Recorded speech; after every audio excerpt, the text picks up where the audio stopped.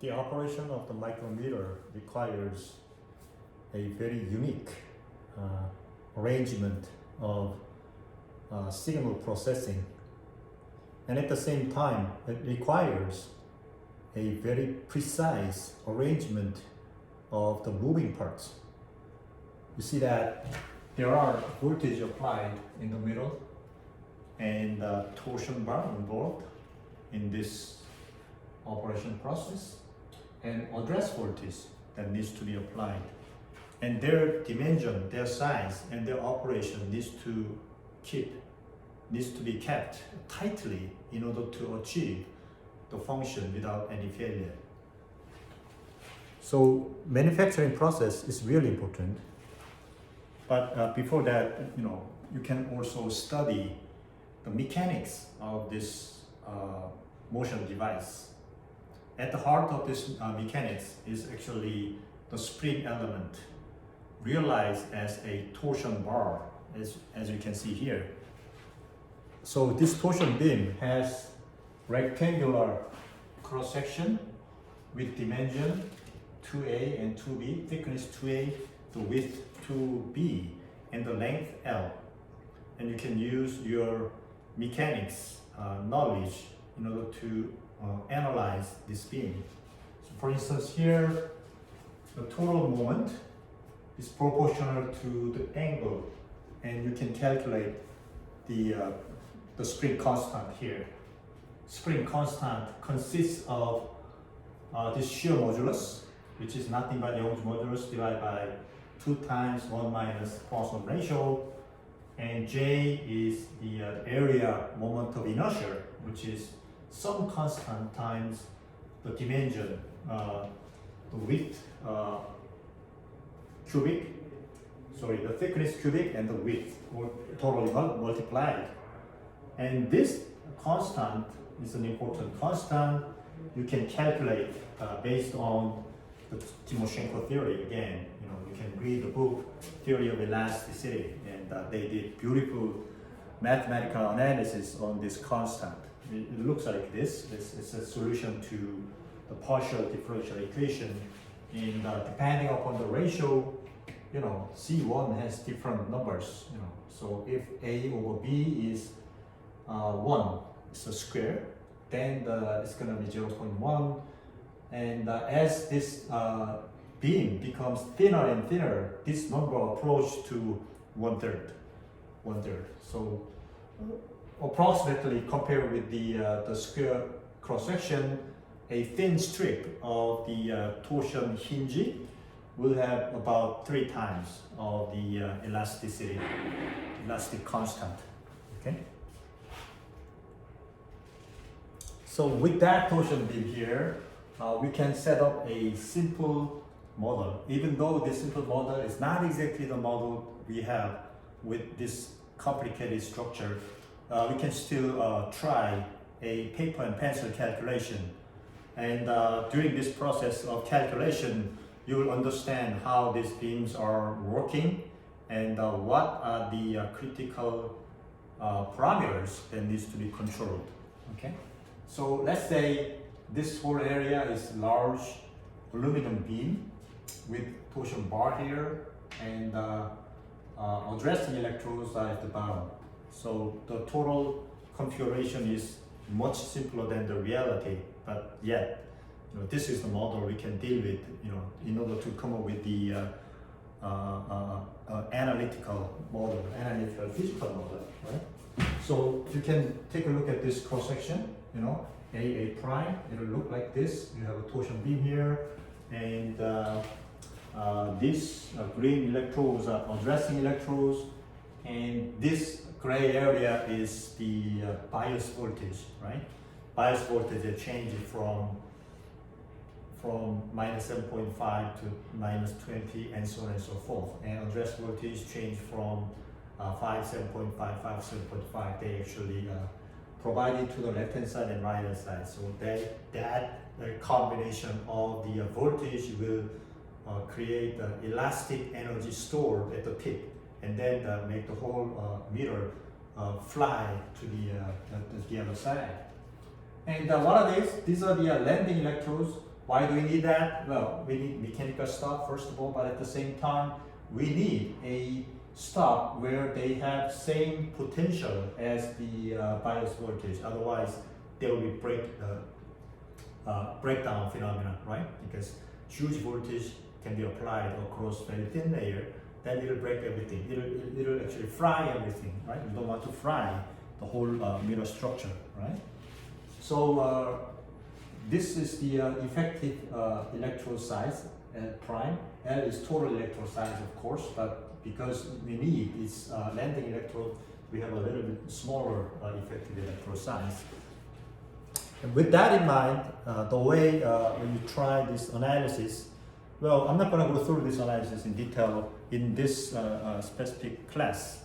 You can take the other course that deals with the microscale and nanoscale design, and then you will go through the total different detailed physics and analysis process. So basically, the way we understand this is, well, it is the electrostatic force that occurs between this movable part and address electrode.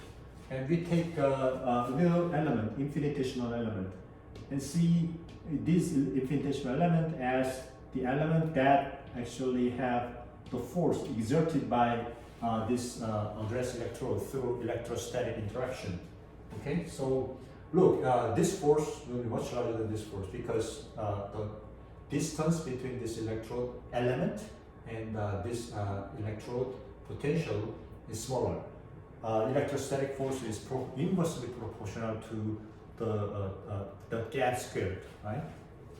So if you take this total moment as the electrostatic force, it will be this infinitesimal force integrated over the whole area, right? Or area with the length of moment, x is a variable, the torsion arm, right? The moment arm distance, right? Thus that will be the force element, infinitesimal force multiplied by this torsion bar length. Okay, so what is the total amount of force per unit area? Well, we're not going to go through this derivation process.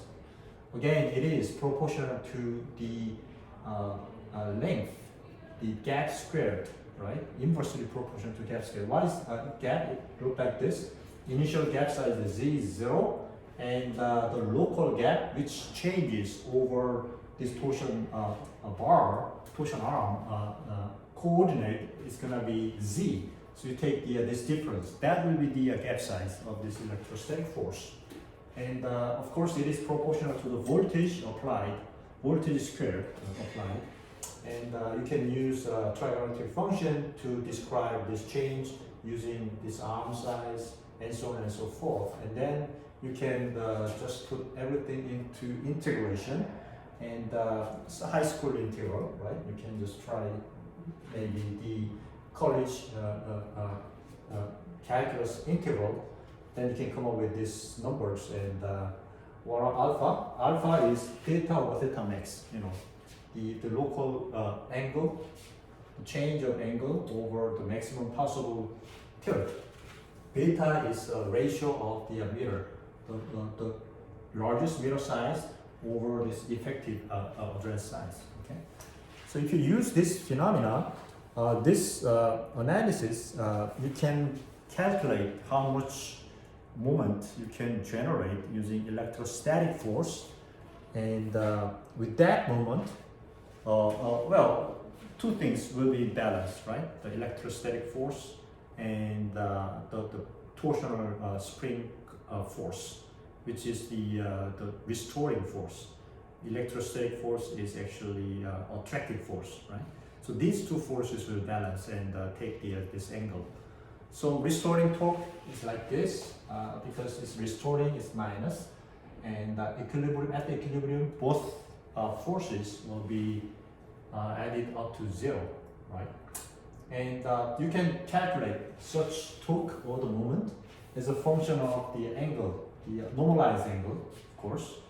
And spring force will be linear about the angle, isn't it? Right? That's the hook spring, basically, right? That's the spring of the torsion bar. That's the spring we calculated using the Timoshenko theory, right?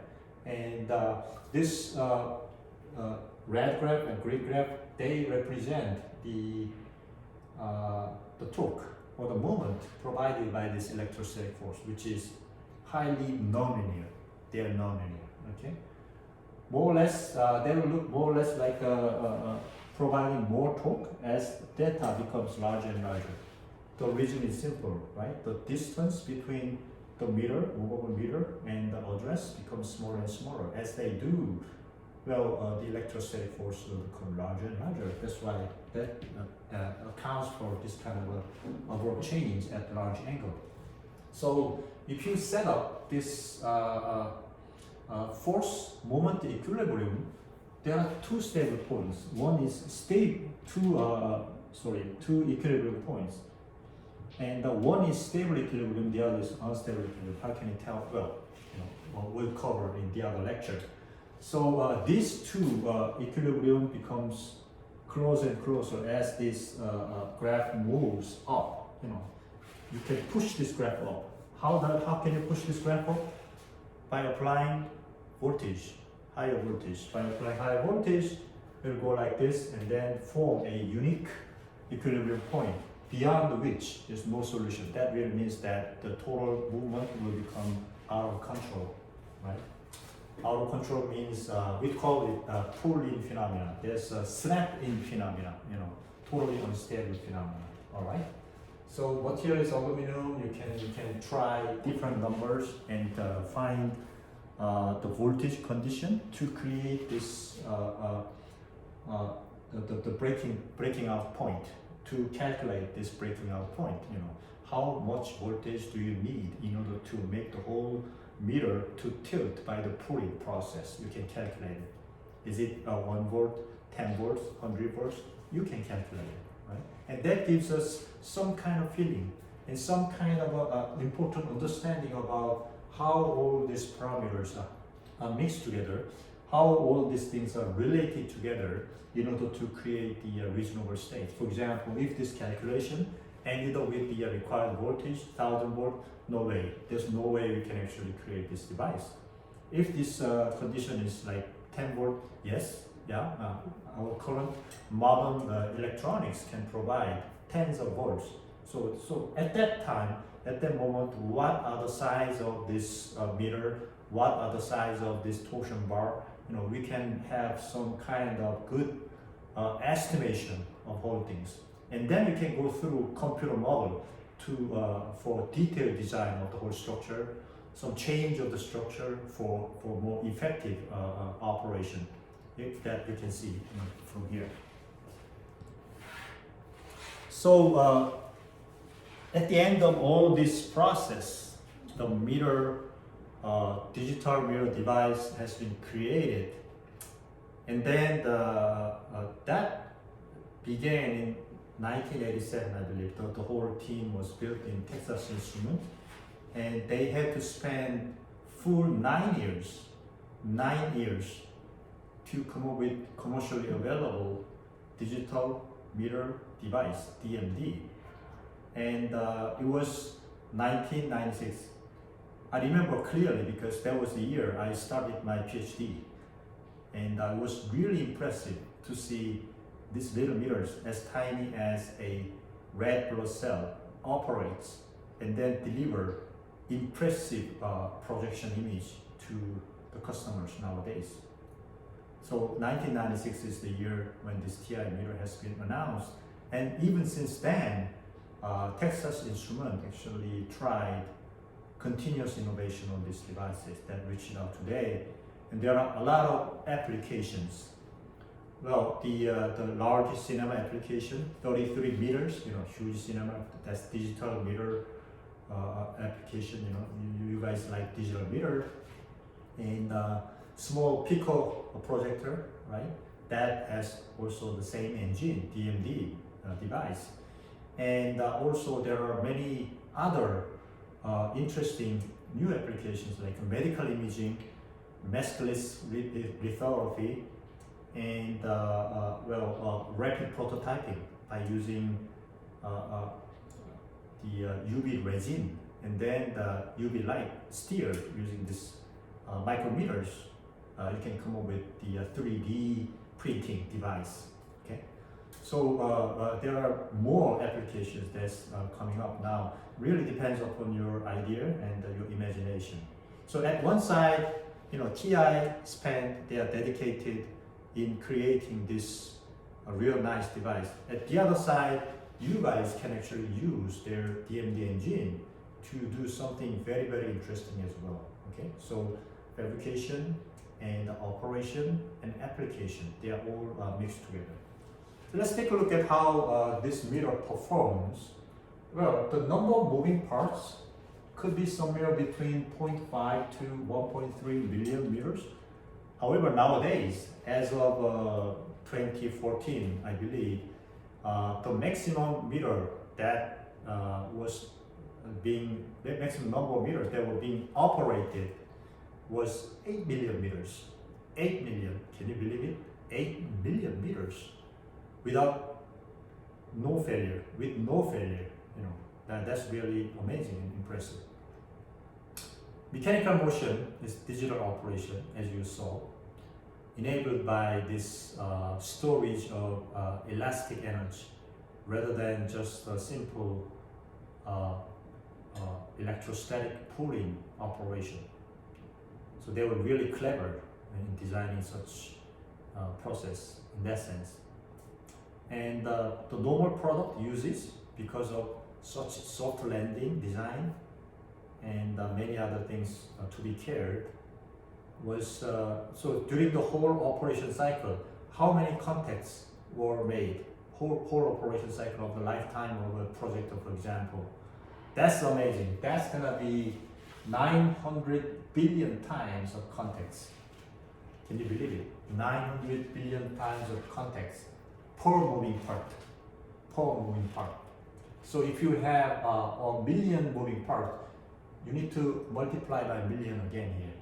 And that countless contact did not produce any error.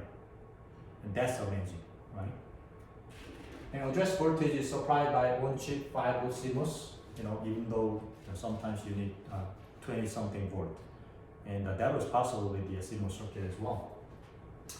And mechanical elements are made of aluminum alloys. And even though TI kept presenting their method of fabrication, their method of designing and everything, they revealed almost everything. They didn't reveal what kind of alloy they used. Without this alloy, if you just pure aluminum, you're gonna have some problem with the lifetime. You're gonna have some problem with the reflectivity. You're gonna have some problem with the manufacturing process as well. So it's really crucial to have good material here, but they never announced this material. The process is a low temperature process, and normally you will sputter and deposit the aluminum. Okay, you will sputter deposit these metals, and plasma etch is used, dry style etch. And what's critical is organic photoresist were used as spacer material and sacrificial layer. And this is really important, because in many cases, if you use sacrificial layer, they can be etched away with wet etching process. You're going to be ended up with the stiction, right? We already looked over this stiction a lot more in detail before.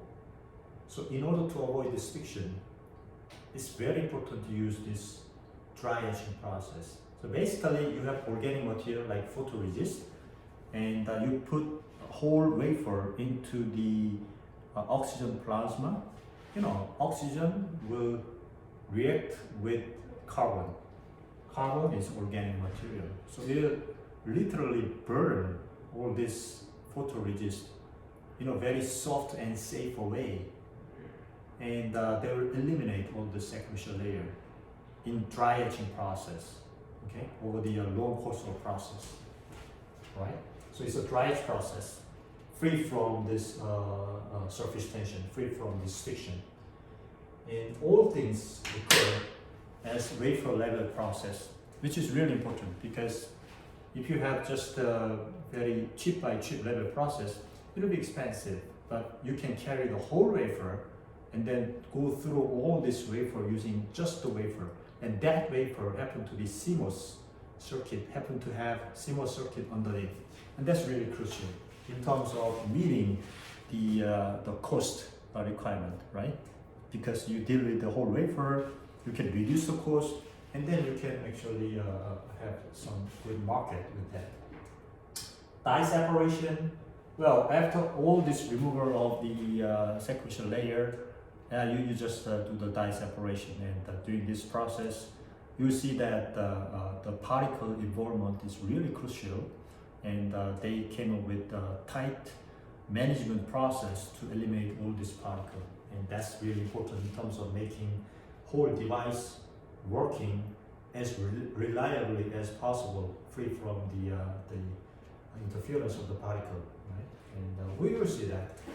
The packaging is optical packaging, so you have a transparent window over these mirrors. And hermetic packaging really means that you lower the pressure down to a certain level. Because at high pressure, you saw that the damping is too much, and that actually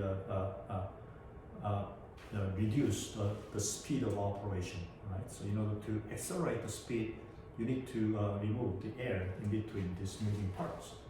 And welding lid, of course, they have a wire welding system.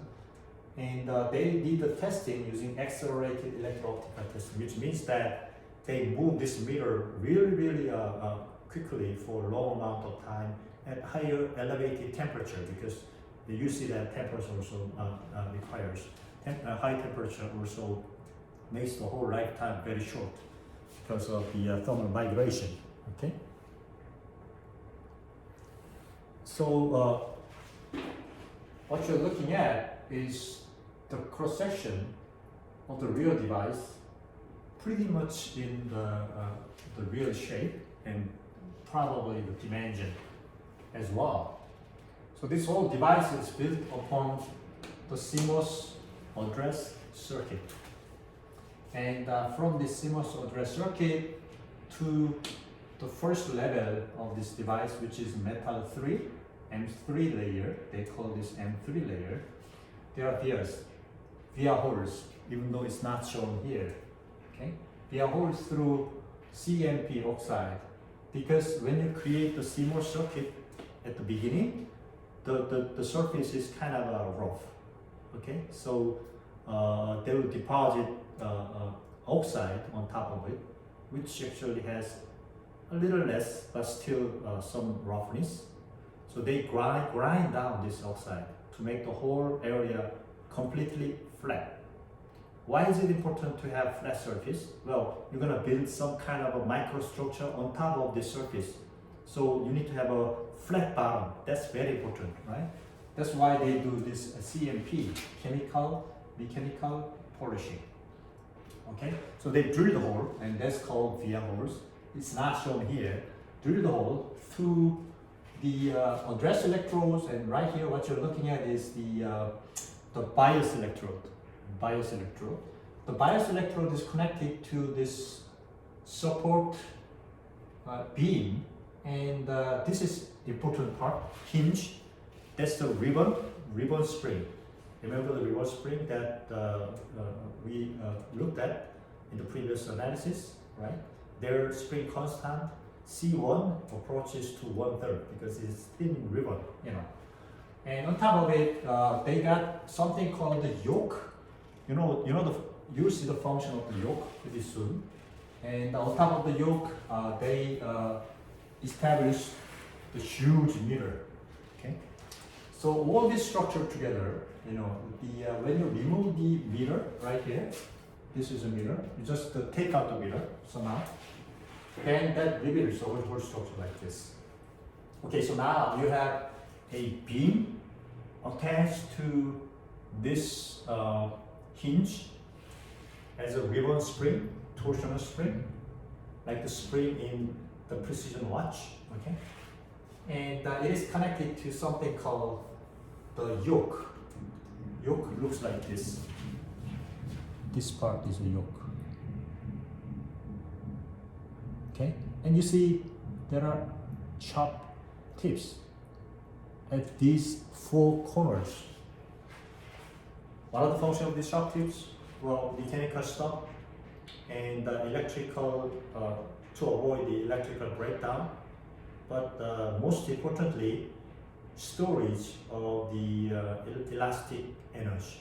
Right? You saw the example of pistol shape. It's like that. So it's a very important element indeed. And then these parts here and here, you're looking at address electrodes. Okay? So address electrode here, bias electrode is here. All this potential remains at the bias voltage level, and the address electrode can be applied to the left or right. When the address electrode voltage is applied to the left, that really means that your mirror will tilt to the right hand side. When the address electrode voltage is applied to the left hand side, your mirror will tilt to the left hand side. Okay. So these are the explanations. So same explanations going over and over. Metal 3, yoke and address electrode, bias reset bus, they're all connected together. Hinges connected together, beams connected together, and mirror all the way up there is connected together. So when they apply the electrostatic force here, it is applied not on any of these hinge yoke elements. They are applied to the mirror. Okay, so mirror functions not only as the mirror element, right, the shiny illuminating element, but at the same time it's a metal, aluminum alloy. It works as the electrode upon which the electrostatic force is applied. Okay, and people use deep UV, that's hardened photoresist, as a sacrificial layer. So there are two sacrificial layer films. The first layer is space 1. They call it space 1 between metal 3 and the hinge and the beam layer right here. See that? And the second spacer is between the hinge and the beam layer and the mirror. That's a thick, very thick layer as well. And all packaging is hermetic, sealing and self-limiting, and adhesion coating is also important. You know, when they operate, they keep touching the surface. So during this operation, they learn that, well, after a certain amount of time, they just got welded together because of surface interaction, you know, because of van der Waals force. So in order to avoid that, actually, they even use surface coating that actually reduce the chance of this adhesion, okay, all the way up to 900 billion cycles. And that's amazing, really amazing, right? This is the detailed fabrication process. People call this superstructure. Superstructure built on 0.8 micron CMOS process. Okay? So in the first process, they try to build the spacer 1. Well, before that, you have CMOS circuitry right here as the SRAM structure, right? Random access memory structure. You saw that. And on top of that, they'll deposit oxide and grind down that CMP process planar in order to obtain the planar surface. And then drill the hole. That's connected to metal 3. Metal 3, even though it looks like a single layer, actually it's not a single layer. It's also patterned. You will see that soon. And then to the metal 3, the first beam and the hinge and yoke structures are connected through via 1. So they drill the hole again via 1. Okay, and this spacing is maintained by space 1. Okay, and this spacing is really important because the amount of spacing change will immediately result in the performance change of your mirror. So they use inspection technique to make sure that this spacer is maintained within certain specification range. Okay, they use, for example, interferometry to look at how much spacing is maintained they use interferometry to look at how planar this spacing is. And that's very important across the whole wafer. And then, in the second step, they built the structures. They started building the structure. First of all, they will deposit thin layer of hinge metal. Why is hinge metal thin layer? Because you use ribbon spring, right? C1 approach to 1/3, you know. And on top of that, you will, this is interesting actually, deposit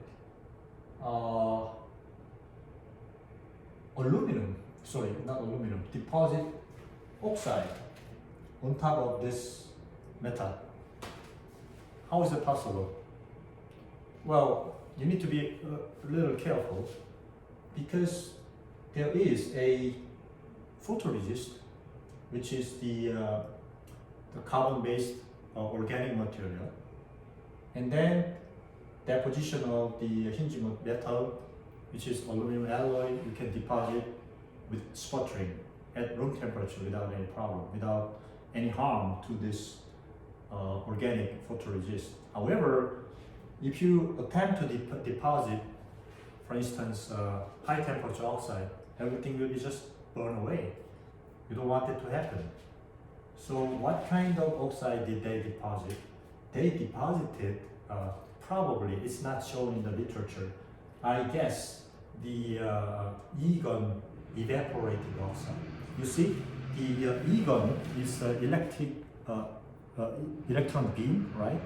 That sweeps around the target material, especially the metal, right? Melt them up, and then evaporate in high vacuum, right? Ultra vacuum, so that this evaporated atoms will immediately fly over to your wafer and then deposit it. Now this evaporated material doesn't have to be limited to metals. If you just bring oxide, yes, oxide will melt and then evaporate and then deposit it on your wafer. Even though the oxide quality is not good, however, the oxide quality is good enough to be used as an etching mask. That's important because you can deposit oxide at room temperature. Okay? But later on, probably people at the Texas Instruments learned that it's a very cumbersome process to deposit oxide on top of the organic material. Well, so in that case, they changed the whole process. How did they change? Well, you see that the manufacturing process will actually affect the design process. Design process actually changed the manufacturing process at the same time. So they interact together. That way they came up with a much simpler design and manufacturing process by introducing new idea and eliminating the use of the oxide as an etching mask. And that was a really important critical step. But anyways, let's say first generation device, they still use the oxide as an etching mask. And it's not just this oxide, and then after this, they deposit the metal for the yolk. You see the orange color? That's the yolk. And of course, they deposited again this mask material right here, and right here, right here. So this pattern is for the yolk pattern. You remember the yolk? Okay? And the whole thing, whole sandwich together, you just use the plasma to etch down the metals. So any metal that's exposed out of this mask will be etched away like this. And why hinge is left? Yes, you have your mask here. Why yolk metal is left? Yes, you have a mask here. So there are some overlaps, but yet still you have a yolk remaining here. Okay. So what we learned here is that, well, you can use some exotic combination of using organic material and alloy and oxide on top of it as the dry etching mask material. Dry etching, you can use plasma to etch away the metal with oxide as an etching mask. Oxide as an etching mask. That's critical. Okay. But we also learned that, well, such process is kind of not very convenient. You need one more mask step here, right? To create the yolk. So at this moment, now they sit down and discuss, do we really need a yolk this way? Would there be any other way? So that corresponds to design consideration. And so design part came up with new idea. Okay, there's new idea. We can eliminate the yolk. By eliminating yolk, can you do a little better with your process? Well, because they can eliminate the yolk, you don't really have to use oxide as a mask. You can use, for example, just photoresist as a mask, because it's a single layer. You don't need double layer coating. It's a double layer, but you don't need such coating. And that makes the whole process very easier, and whole performance easier as well, because you'll see that, you know, without the yolk, the whole thing dynamics becomes much better. I'll talk about it. Okay, after this, they again cooled the whole wafer with a thick photoresist to install this micrometer superstructure. Okay, and they drilled a hole here again, SBR hole, using deep UV technique. You know, drilling the hole played a really important role nowadays in terms of creating stacked memory, right? So Samsung, for example, has drilling technology of 128 memory stacks at once. Micron has to use, drilling, double drilling twice in order to drill the stack of 178 stack of memories. So they are in competition. This drilling technology plays really key role in this case. So you have a drill here. You know, you just use UV light to create the exposure and drill. And then they deposit middle structure again, and then try the photolithography. Photolithography on this kind of rough structure is really challenging, but somehow they achieve their goal somehow, and that's really interesting process.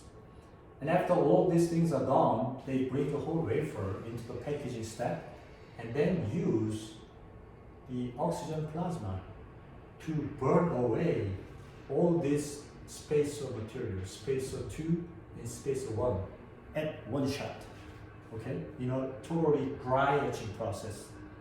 And that releases the whole structure, freely movable, okay, right? Freely movable, right? With the all structures well connected together.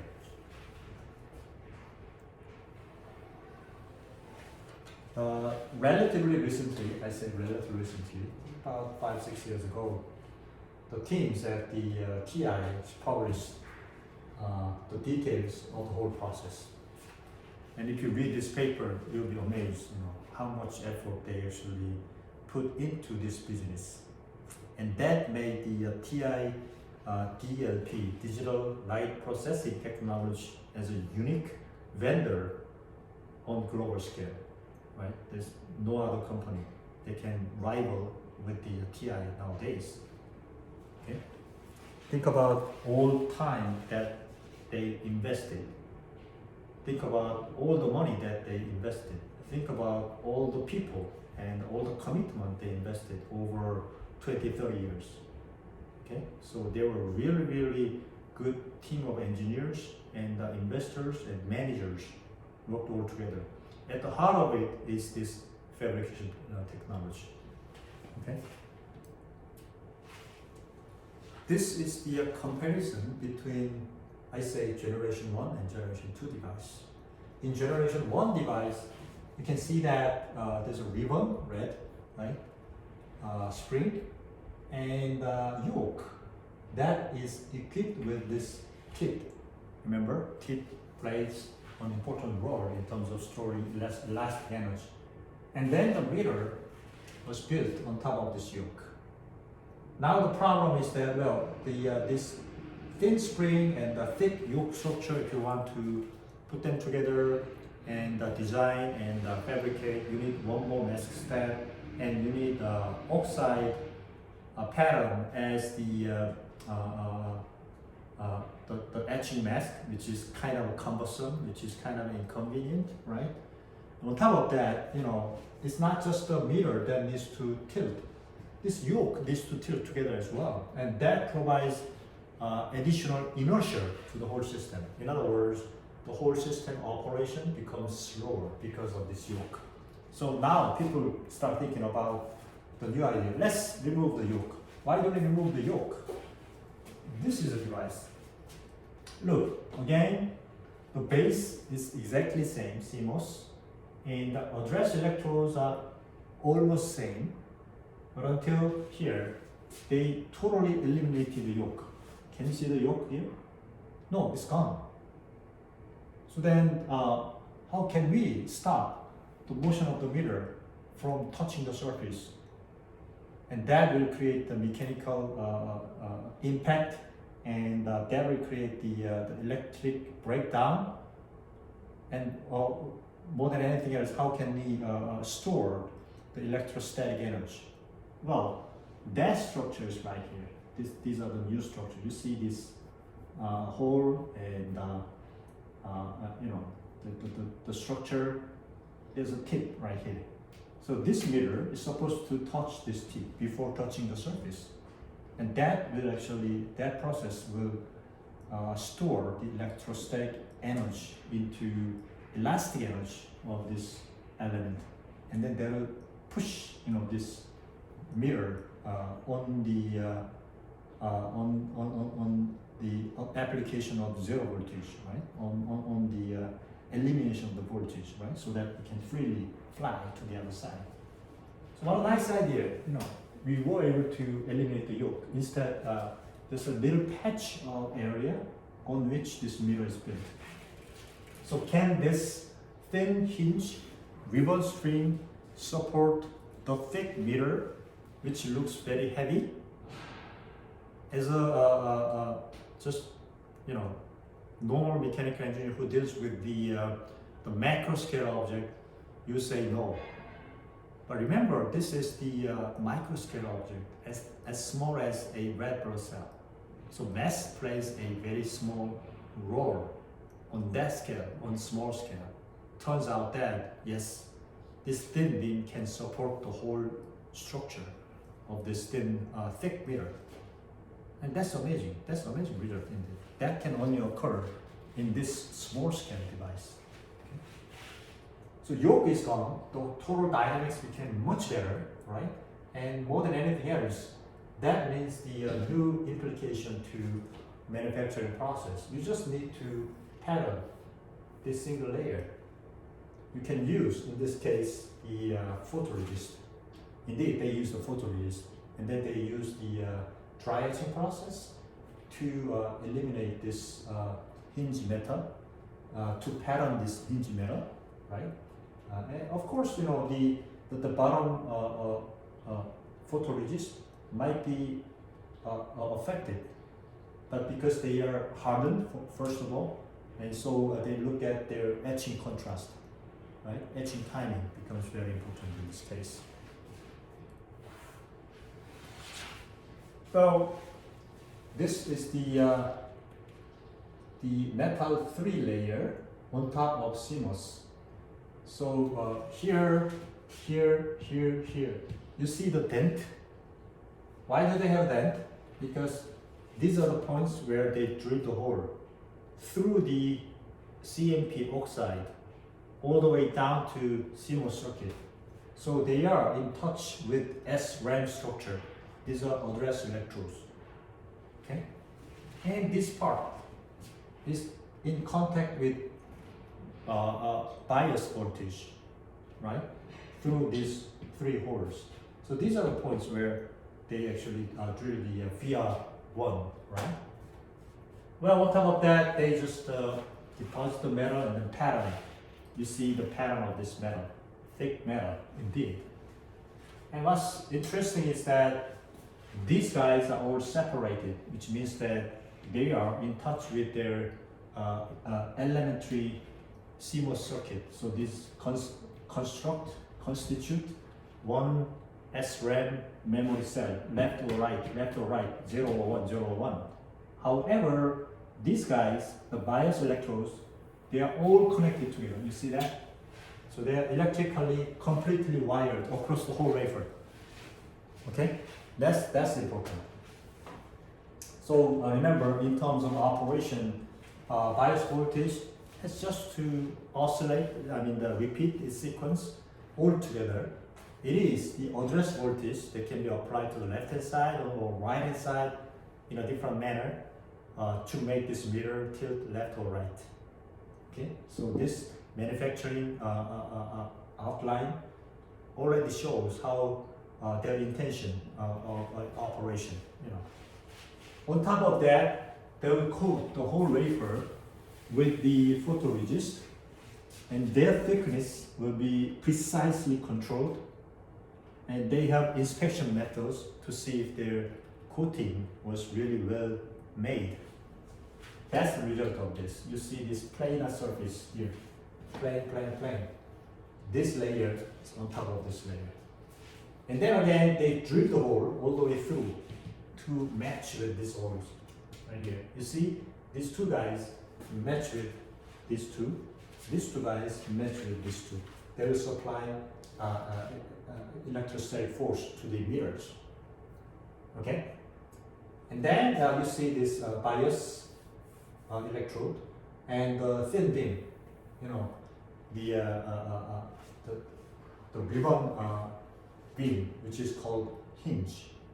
And you see this square structure because they need to build the whole mirror on top of the square. They parent this square structure as well. All right. So again, the address electrode, and bias voltage. Bias voltage, this guy, everything all together in terms of electric potential. All right. And this is the after the optical image after building the mirror superstructure on top of the previous elements. Okay. And just to show their size, these are the little mirrors. Mirror. Very small, teeny tiny mirrors. Very well arranged, perfectly patterned across the whole wafer. You see this thin gold wire that's attached to provide the electrical signal. Okay, really impressive picture, isn't it? This picture shows the comparison between generation 1 and generation 2 device in terms of their design and fabrication. You see that in previous case, they got this ribbon, right, connected to this yoke, right, and the little tips, and address electrodes on the left hand side and right hand side. All right. However, in generation 2 device, yoke is gone, right? Address electrode is here as well. They have some kind of step, top, bottom. However, both will apply electrostatic forces to the mirror. And this is the beam, which is called the thin beam, the ribbon beam, right? The hinge structure. And at the center of this hinge, you see this square area on which the huge mirror will be built. And you see this very particular structure. They are the tips that store electrostatic energy. Okay, that plays as a key element of this whole operation. But these tips are not moving like this yoke anymore. They are just waiting here for this mirror to push and touch. That's a very special feature of the new design.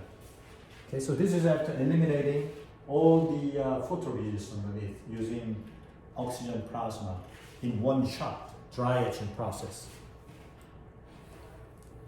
Well, during the whole cycle of this manufacturing, particle control plays a very important role.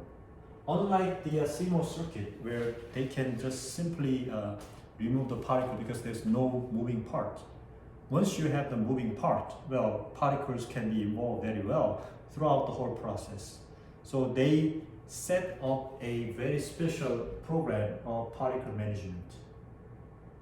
only single particle across the whole wafer will shut down the whole wafer. You will have to throw away the wafer. Okay, that's the problem.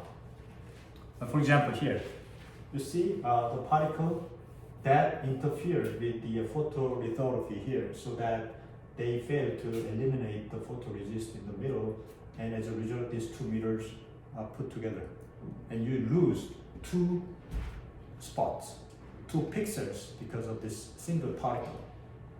Okay, even other than this, during the operation, during the carriage, during the packaging, particles has always played a problem. So they actually paid special attention to control these particles. Okay, this is an amazing picture. I don't know how they were able to do this. They kind of cut in between this device, especially including this via. Isn't that amazing? How did they cut this? Well, somehow. Well, in any case, here you see the thick mirror at the top, and their thickness is kind of a trade-off between two important parameters.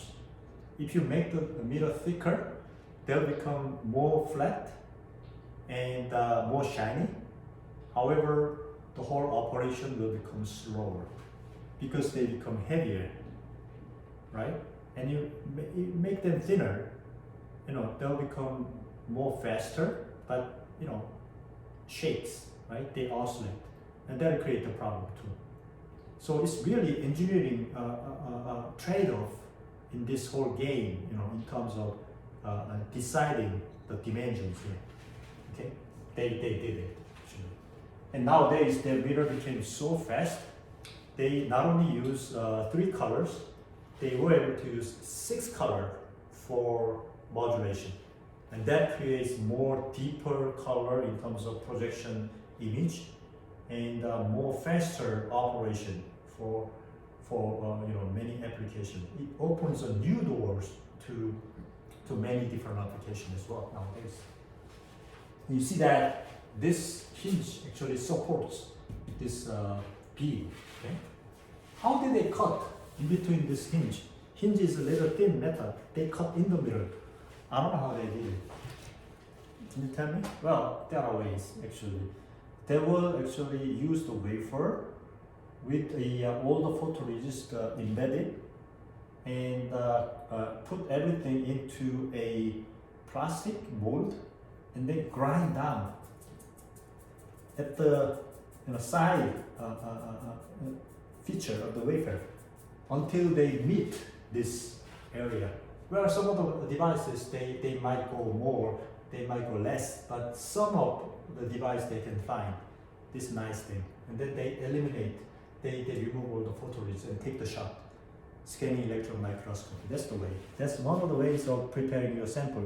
You put your sample in a sample holder with the plastic mold, grind down, and then you can find out the cross-section of anything like this structure or the cells as well. You prepare the cell, just prepare the cross-section, and then use TEM, for example, to look at their nanostructure as well. That is possible. Alright, after this, you can see the VR through all the way through this CMOS circuit. You see the multiple connection of this CMOS circuitry that construct the SRAM structure. Okay. Well, so as a result, you can secure the reliability a lot. So they took a look at the failure. Whenever failure occurs, they did an inspection, and the failure modes are like mirror might break during the handling. Vibration and shock is important, and hinges might break. That's because of fatigue. Okay, and also environmental robustness is important. There might be thermal, mechanical shock, and temperature cycling. So they did the burning test. They bring the whole device into the chamber where the temperature goes up to the temperature of the desert. And they bring the whole wafer, whole device into the Arctic temperature as well. Moisture, exposure, vibration, acceleration, just to break the device, temperature storage, altitude, you go up to 4,000 meters, bond wire integrity, a lot of different things. Turns out that mechanical shock, this device can withstand up to 1,500 grams of shock, that's huge, and 20 grams of vibration, and not gram, 20 G of vibration, 1,500 G of shock, that's huge shock, right? That's 1,500 times more than G. And even 10,000 G acceleration was possible. That really means that you put your device into shell, cannonball, and then shoot it, and you break, you break or not, they do this kind of testing. And also resonant frequency used to be 50, but now it's 100 kilohertz because of the reduction of the weight. Remember, the yoke has been gone. Okay? And there are a lot of different modes of failure. And hinge fatigue turns out to be very important. Fatigue, you have metal will move, then there will be fatigue, right? Average switching was 200 microseconds, and the total will be 90 times 10 to the 9 cycles, and that results in 5,000 operating hours. But nowadays it becomes 50,000 operating hours. And they did an acceleration test, and to find no fatigue, no problem, and so equivalent to 95,000 hours of operation. And total operation, if you just multiply them together, you'll have a number that's unimaginable with current technology. Testing is still going on sometimes. So hinge memory is a problem. Why is a problem? Because you have a metal, you tilt it, and then remain there for a long, long time. Then the metal spring will not come back, right? It's much more like a plastic deformation because of fatigue. And that occurs even faster at higher temperature, and we call it metal creep. So avoiding this creep phenomenon is really important, okay? So in order to avoid this, they have a secret recipe. They use alloy, not simple aluminum. They use aluminum alloy. And also temperature control is important, so that, if you just, so for example, they also use waveform to minimize this fatigue process. So for instance, if you leave this projector at 65 degrees Celsius in the environment of desert, okay, then it will operate for 5,000 continuous hours.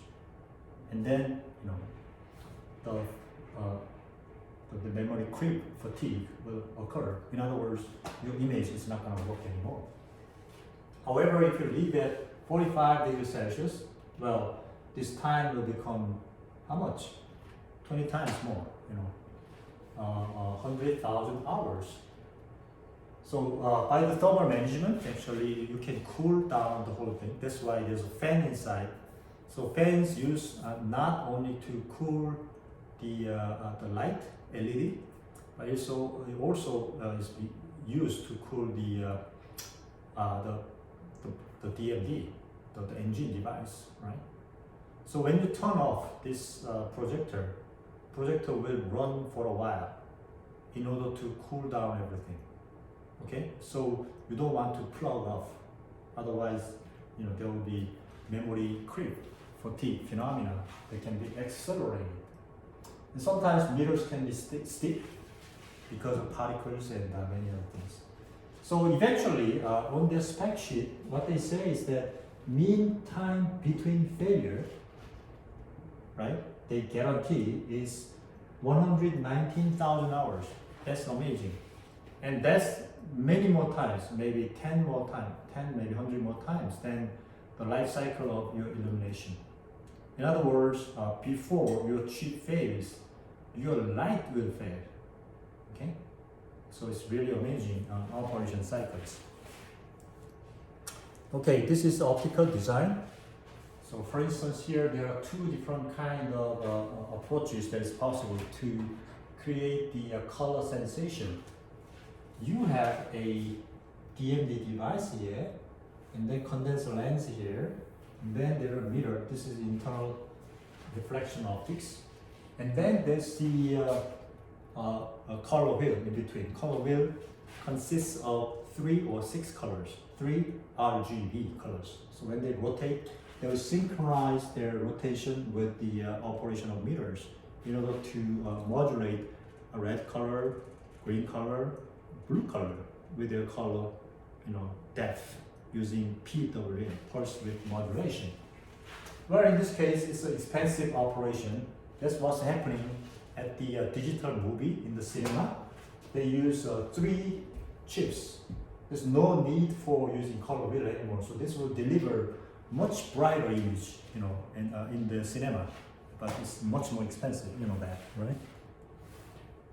Well, the optical design could be 2 different things.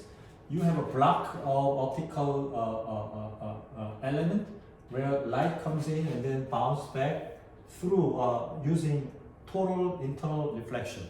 Okay, at a certain angle, light will be totally reflected. Okay, and the other angle, light will penetrate. Light will penetrate and then reflected. Okay, and in order to have more light that can be collected, they sometimes cut the lens off into the half. So half of the lens is working actually. Okay, interesting optics, isn't it? Right? And the color filtering, you can use color correction, conversion, and control saturation, hue control as well. All together, you can have a very detailed control. And so total optical efficiency consists of length efficiency, color filter efficiency. Every time light goes through the color filter, you lose light, and pixel efficiency altogether. And pixel efficiency, you have a fill factor, right? Only 90% of the whole area can illuminate the light. And on time, well, it's not going to be 100% of the time that you can keep the light on. There needs to be a little bit of the waiting interval between this PWM process. And reflectivity, you have a metal and aluminum alloy maximize the reflectivity, but still it's going to be only 90%. And there will be diffraction as well because of surface roughness, Altogether, it's going to be 61%, which is amazing compared to LCD, which is maybe below 30%, maybe 40%. Okay, that's why you have a very bright projection. As far as projection is concerned, DLP is actually dominant in the market nowadays. All right? And this is how you just deliver the image. I'm not going to go through the details. Okay, let me stop here. And this Wednesday, I'll just go over the whole lecture. And it'll be the last lecture. And the finals will be, because of this coronavirus situation, we're not going to go, we're not going to do face-to-face exam. Instead, I'm planning to prepare the take-home exam as a report, okay? And it'll be the next week, probably, that I will announce the exam problems, okay? And then we'll collect the result, okay? So have a safe week, and I'll see you this Wednesday. Thank you.